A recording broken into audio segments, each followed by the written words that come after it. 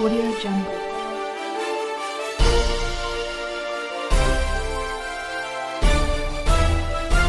Audio Jungle.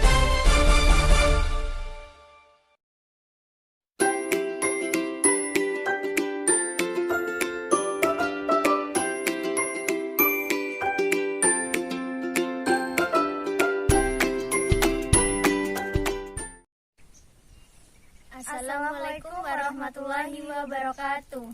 Tabi pun. Perkenalkan, saya Aprilia Dwi Anggoro, NPM 2053041006. Izin memperkenalkan diri, nama saya Arsa Lulumro dengan NPM 2013041044. Di sini akan menjelaskan tentang kajian morfologi. Yang pertama yaitu pengertian morfologi atau tata tembung. Istilah morfologi diturunkan dari bahasa Inggris, morfologi.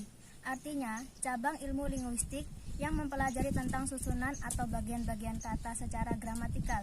Pada awalnya, ilmu ini lebih dikenal dengan sebutan morfonemis, yaitu studi tentang morfem. Namun, seiring dengan perkembangan dan dinamika bahasa, istilah yang kemudian lebih populer adalah morfologi. Dan selanjutnya yaitu secara etimologi. Istilah morfologi sebenarnya berasal dari bahasa Yunani, yaitu gabungan antara morfem yang artinya bentuk dan logos yang berarti ilmu. Dalam buku Ray Libby tahun 1982, bunyi O yang muncul di dua kata tersebut adalah gejala biasa dalam bahasa Yunani yang muncul akibat terjadinya penggabungan dua kata. Gejala yang hampir sama terjadi misalnya antara kata porses dengan logos dan seterusnya. Runtutan etimologi itu kiranya dapat mempermudah pemahaman tentang apa sebenarnya morfologi itu. Untuk sampai pada pengertian yang lebih jelas, di bawah ini disajikan sebuah contoh kata yang mengalami berbagai perubahan bentuk. Yang pertama yaitu turu atau tidur, dituroke atau ditidurkan, dituroni atau ditiduri, nuroni atau meniduri, keturon atau ketidur, tura-turu atau tidur terus, teturu atau tidur-tiduran. Gejala deret kata di atas memperlihatkan sejumlah pemahaman berkaitan dengan pengertian dan kajian morfologi. Pertama, yaitu satuan-satuan yang dapat dalam deretan tersebut disebut dengan kata. Sementara deretan itu juga menunjukkan kepada kita tentang adanya proses perubahan bentuk kata. Proses tersebut berkonsekuensi pada perubahan makna kata. Secara langsung, perubahan bentuk dan makna kata akibat proses morfologi itu akan menyebabkan terjadinya perubahan kelas kata.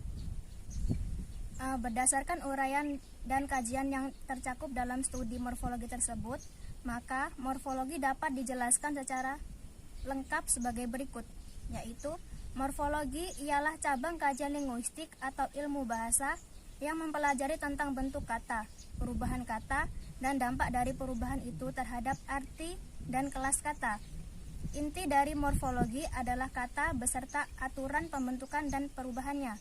Oleh karena itu, dalam kajian bahasa Jawa, morfologi disejajarkan dengan istilah kajian tata tembung atau tata bahasa. Sekian materi saya, terima kasih. Ya, di sini saya akan menjelaskan mengenai ruang lingkup kajian morfologi. Seperti yang telah dijelaskan sebelumnya, bahwa morfologi merupakan studi tentang kata dan perubahannya. Perubahan kata ini mengalami berbagai gejala dan aspek-aspek kebahasaan yang mengikutinya, antara lain yaitu aspek bunyi, aspek perubahan fonem akibat pertemuan antar fonem, dan bentuk-bentuk morfem. Jadi dapat dikatakan sekali lagi bahwa morfologi merupakan cabang linguistik yang mempelajari tentang struktur dan perubahan kata serta akibat dari adanya perubahan kata tersebut. Dengan demikian, dapat dikatakan bahwa ruang lingkup kajian morfologi dijelaskan dengan batasan yaitu morfem sebagai kajian satuan terkecil dan kata menjadi satuan kajian terbesar. Hal ini menurut pendapat Ramlan pada tahun 1980. Kemudian, morfem sendiri dibagi menjadi dua, yaitu morfem bebas dan morfem terikat. Di sini saya akan menjelaskan mengenai morfem terikat. Morfem terikat merupakan satuan unit kebahasaan yang tidak bisa berdiri sendiri. Jadi morfem terikat ini dapat memiliki makna apabila disandingkan dengan morfem lainnya. Contoh dari morfem terikat ini merupakan morfem juang. Jadi morfologi merupakan studi yang mempelajari tentang kata dan perubahannya, iya kan? Iya, benar. Nah, sekian materi yang dapat kami jelaskan. Jika ada salah kata, kami mohon maaf. Wassalamualaikum warahmatullahi wabarakatuh. Assalamualaikum warahmatullahi wabarakatuh. Tabipun. Perkenalkan, nama saya Alex Zulka Anggara dengan NPM 2013041008. Saya Melinda Tiara Putri dengan NPM 2053041002. Kali ini saya akan menjelaskan ruang lingkup kajian morfologi, yaitu bagian dari morfem bebas.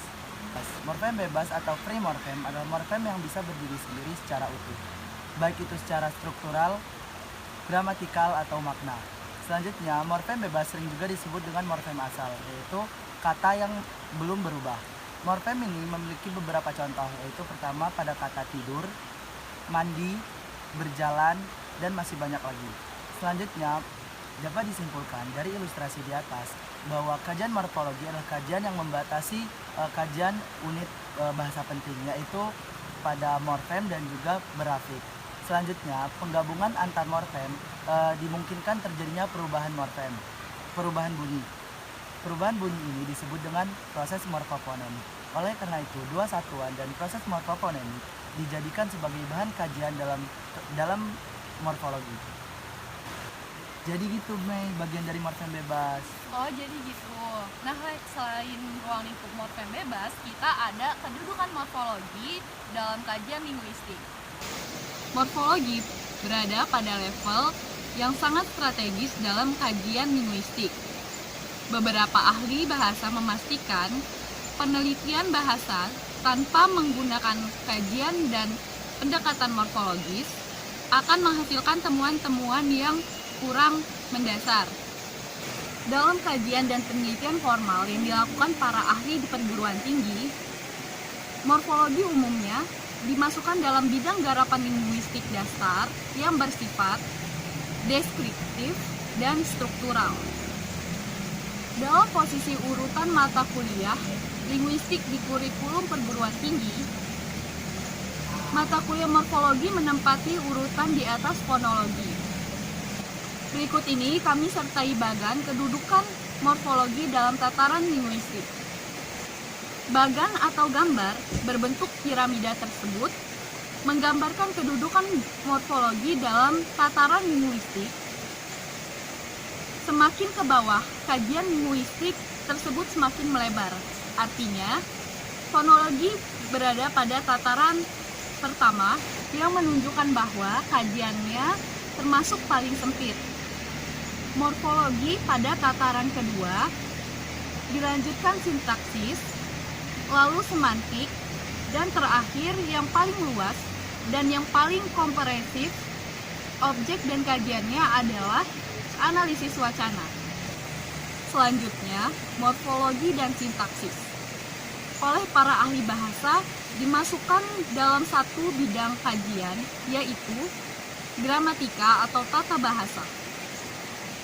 Sebagaimana diketahui, gramatika banyak membahas persoalan bentuk, struktur, dan distribusi bentuk, lalu satuan lingual dalam kalimat. Berdasarkan alasan itulah, morfologi yang banyak berkaitan dengan persoalan kajian bentuk dan struktur kata dimasukkan dalam cabang kajian tata bahasa. Nah, itu tadi tentang kedudukan morfologi dalam kajian linguistik. Jadi, kalau dilihat dari bagan, si morfologi ini di bawah dari fonologi yang membahas tentang struktur kata. Bener banget sih itu, Mei. Demikian kami akhiri. Wassalamualaikum warahmatullahi wabarakatuh. Dah. Audio Jungle.